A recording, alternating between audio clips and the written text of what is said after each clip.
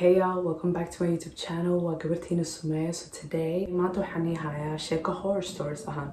So please, horo soo qaata cabitaankiina, snackskiina, whatever you prefer. Sit back down and enjoy.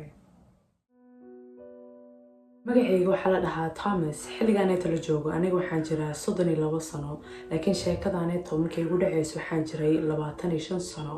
hotel waxaan ka shaqeyni jiray oo aad popular oo ahaa oo ku yaalo Las Vegas. shaqadayda waxay ahayd dadka customerka markay soo galaan in aniga aan salaamo, aan hotelka aan kusoo dhaweeyo, qololkooda aan tuso iyo waxyaabo extra hadday u baahan yihiin in aan ka caawiyo. dadka meesha aan kala shaqeynayo dhammaanteena kulligeena waan isku fiicnaan, kulligeena asxaabaan ahaan ka ahaan hal qof meesha ka shaqeeyo. ninkaaseeta magaciisa waxaa la dhahaa Albi. dhammaanteen dhalinyaraan ahaan.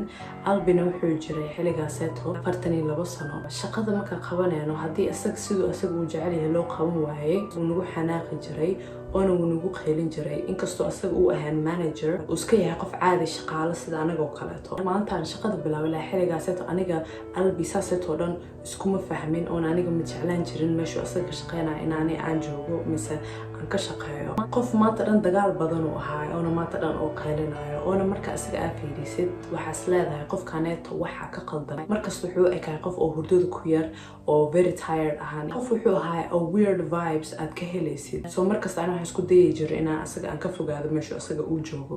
sheekadaaneet waxay dhacday 14 bisha 6 2014. maalintaaseeto markaan shaqada aan imaado wax kasta iska normal ahayd. dad badanaa meesha soo galay waan la hadlay oona qololkoodan tusiyey. inkastoo shaqada wax kasta normal ay u ekaayeen laakiin aniga waxaan dareemaya wax inuu soo socdo mise wax xun uu dhici doono. sida aniga aan dareemaya dhinacaan iska dhigay marka shaqadeedu hore aan usii watay. sida loo joogay hal mar waxaan arkay Albi oo kor kasoo degay oo hore le usii baxay hotelka kasii baxay isagoo noo sheegin the reason why uu hotelka uga baxay.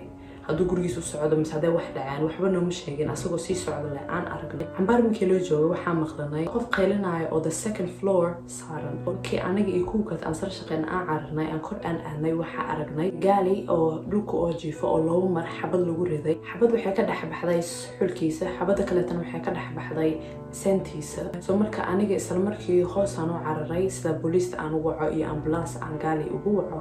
booliista iyo ambulance markay imaatay gaali way kaxeeyeen hospitaalka la geeyay. booliistana gudaha hore usoo gashay sidee dadka dhan oo meesha ka shaqeeyo iyo aniga hataa sidee noo weydiiyaan su'aalo. markay booliista ay dhammaystirtay in anaga waxna weydiiyaan managerkayga ani ii imaaday wuxuu dhahay Albi halkuu ka baxay miyaad aragtay. anigana waxaan ku dhahay intee waxaaneet ay dhaceen ka hor aan aragna asagoo hotelka kasii baxayo asagoo waxba anaga noo sheegin. markaaseeta kadib anaga waxaan bilaabanay shaqadeena caadi inaan ku laabano.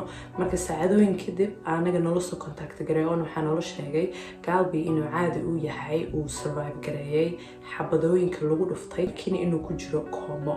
hotelka second floorkiisa la xiray sidii booliista more investigation ay ugu suubiyaan ee ka war helaan wixii dhacay iyo sida waxaanad u dhaceen iyo qofku uu ahaan karo. maalintii kadib dad waxaa noo imaaday oo second floorka oo laakiin dhinaca geeska ugu dambeeya degan oo aad ugu fogaya meesha waxaanad ku dhacday. waxay dhaheen shaqorooyin badan ay ka maqlayeen qolkooda kasoo baxay. so ayaga waxay dhaheen maybe ahaan karaa jiir mise xayawaano kaleeto oo qololka ku jiro. waxaaseeto waan qaadan weyna because qololka maalin kasta la dhaqaaso kuma jiri karo meesha jiir ma joogi karo mise xawayaan kaleeto ma joogi karo oo shaqartaaseeto suubin karo. aniga iyo qof kaleeto oo coworkayga ahaan aan kor labadeena aan isla aadnay sida qolka aan usoo fiirino iyo waxa meesha shaqarta keenayo. tartiiba u galnay markaaseet waxaan maqlnay cod oo qolka gudihiisa kasoo baxayo. tartiib aan u socona sidaan u fiirino waxaan aragnay Albi oo meesha joogo oo asaga keligiisa isla hadlaayo. aniga iyo coworkayga carar aan ugu soo cararnay meeshan hal qof booliisa joogay banaanka oo hotelka.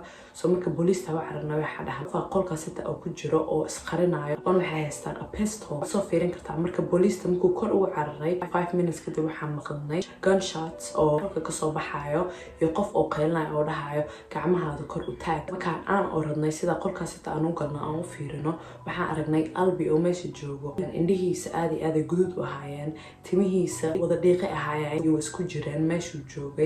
dharkiisa way jeexnaayeen oona waxyaabo badanaa ku yaal. meelna waxay ahayd guduud oo madow ahaan. aniga ma ogi waxaasid hadday yihiin dhiig mise wax kaleeto. isaga markii la xirxiray oo agteena u marayay hal mar sankeyga waxaa wada qaatay smell oo sidii usoo uraaca bir oo kaleeto. waxaa dhici karto waxaaseeto banaanadihiisa ku yaalo oo guduudka ahay inay ahaayeen dhiig. aniga cabsidaan dareemay hataa meeshii aan istaagsanaa waan ka dhaqaaqi waayay, lugahayga way soconi waayeen. booliista markay soo laabatay CCTV-ga ay rabeen inay fiiriyaan sida u arkaan wixii dhacay. CCTV-gana markii la fiiriyay waxaa la arkay Albi oo xabadda ku dhufanayo Galbi dhulka ku dhacayo. Galbi markuu koomada ka soo baxay wuxuu dhahay the reason why Albi aniga xabadda igu dhuftay because waxaan qabtay asagoo dadka customerka qololkooda ku jiro oo isku dayayo alaabtooda iyo waxyaabaha ay haysteen oo ka xadayo. Albi xabsi la geliyay oo maxkamadda waxay ku xukuntay asaga 8 sano. Thank you so much for watching. aad ugu mahadsantihiin halahanad videogayga hadaa soo gaartiin. Like, share, subscribe. waa gabartiina Sumayo. Until next time. Bye.